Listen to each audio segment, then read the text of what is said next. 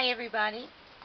I know this is probably a really weird angle, but I don't know how you do that overhead thing, so this is the best I can do. People wanted to know how you make those little caulkies. They're like, just like an embellishment, but they're a lot sturdier than a paper embellishment, but they're still pretty delicate. And you don't need a whole bunch of stuff to make them. You just need some of these. They're called confectioner's mats. I found these in Michael's online. They were clearanced out for $4.99, but then I was in Michael's in the store and they were like $12 or something. But you can find them a lot of places. I know AliExpress has bunches. I just don't like to shop on AliExpress. So the only other thing you need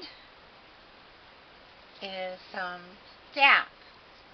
I bought this one because you don't need a gun to use it. You're just going to push it out from here.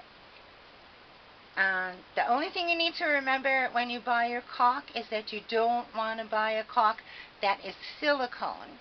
It's okay if it has some silicone, but you really want it to be acrylic latex. Because if it's 100% silicone, then the only thing you're going to do is fill in, and you're never going to get it out again. So the only thing, I keep a pin in it so it doesn't get clogged up, just like you would do for glue. And then it's really simple. It couldn't be any simpler.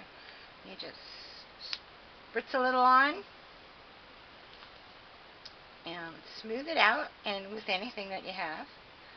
You can like do them all at once and then get a big spreader and pull it across. And you just want to have like a medium pressure. We'll fill it in,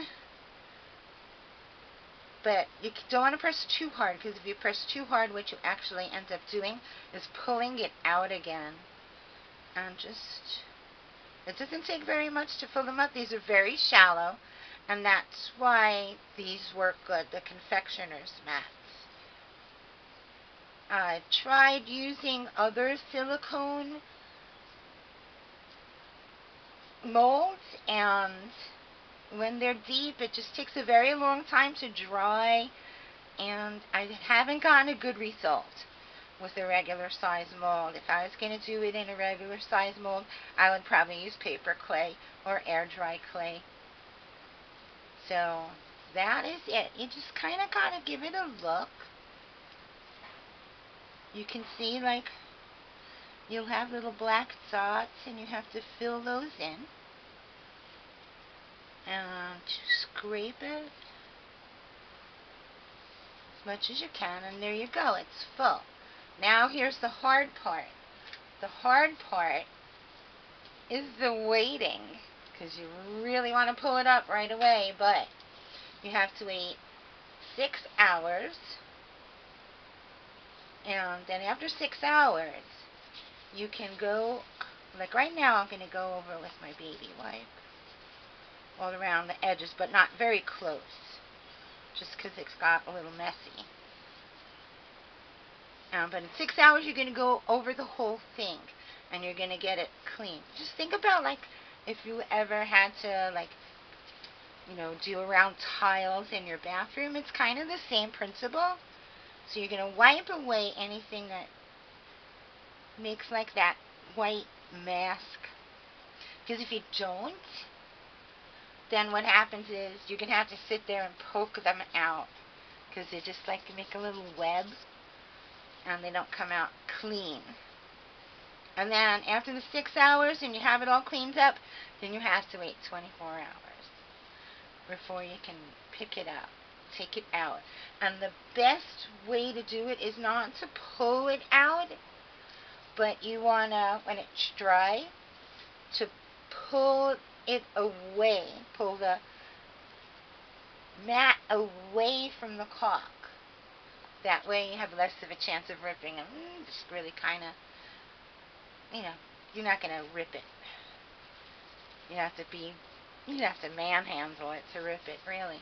And that's it. That's how you make these. Like I said, the hardest part's just waiting for them to be done. And you don't have to wear gloves.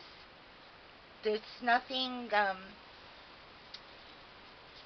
that's going to bother your skin. I just get itchy from things, so I don't. I wear gloves when I have to do things like this. Put your pin in so it doesn't dry out. And you're good to go. See how easy? They're really easy to make. And if that didn't make any sense, anything I said, just ask me. That's it. Love.